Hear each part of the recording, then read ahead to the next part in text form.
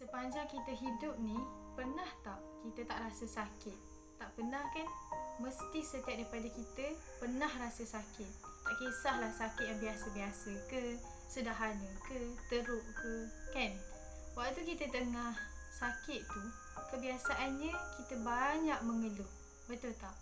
Jarang kan orang yang sakit ni banyak bersyukur.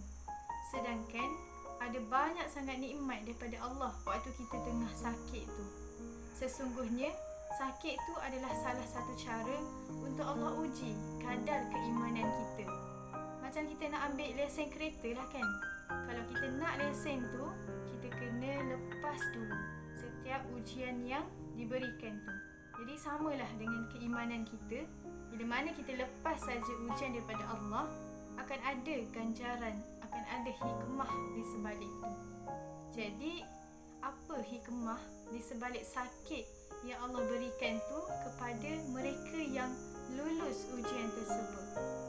Pertama, akan diangkat darjatnya oleh Allah Subhanahu Wa Taala.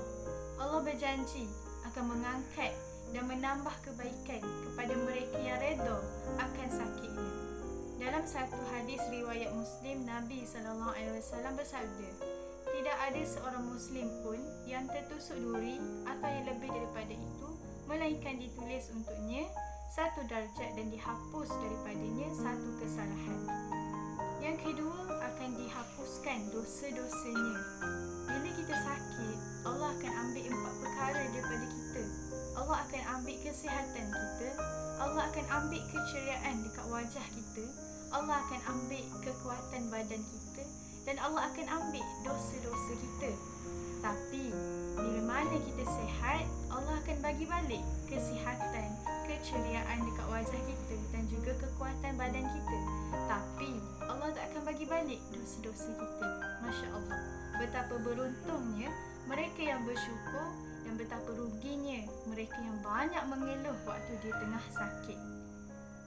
Dalam satu hadis riwayat Ahmad, Nabi SAW ada bersabda, tidaklah sakit seorang mukmin lelaki dan perempuan, dan tidaklah pula dengan seorang Muslim lelaki dan perempuan, melainkan Allah menggugurkan kesalahan-kesalahannya dengan hal tersebut sebagaimana dedaunan berguguran dari pohonnya. Hikmah yang ketiga adalah bentuk kecintaan Allah kepada hamba-Nya. Betapa Allah cinta, betapa Allah kasih kepada hamba-Nya, segala apa yang Allah takdirkan dalam hidup kita ni tak ada satu pun yang sia-sia. Dan walhal perkara tu perkara yang gembira ataupun perkara yang susah, sakit, kan, semuanya ada hikmah, semuanya ada kebaikan yang Allah nak bagi pada kita. Kan? Betapa banyaknya nikmat yang Allah bagi, tapi manusia ni kadang terleka, kan, lalai, kadang tu kufur nikmat dan tak bersyukur dengan apa yang Allah bagi. Dalam satu hadis riwayat Muslim, Nabi SAW bersabda, sungguh mengagumkan perkara seorang mukmin, sesungguhnya semua perkaranya menjadi kebaikan dan hal itu tidak pernah terjadi melainkan bagi seorang mukmin. Jika dia mendapat kesenangan, dia bersyukur, maka itu menjadi sebuah kebaikan baginya. Dan apabila dia mendapat musibah, dia bersabar, maka itu menjadi kebaikan pula padanya. Okey, jadi bila mana kita sakit tadi kan, selain daripada kita dapat perhatian daripada Allah, kita juga dapat perhatian daripada manusia, kan.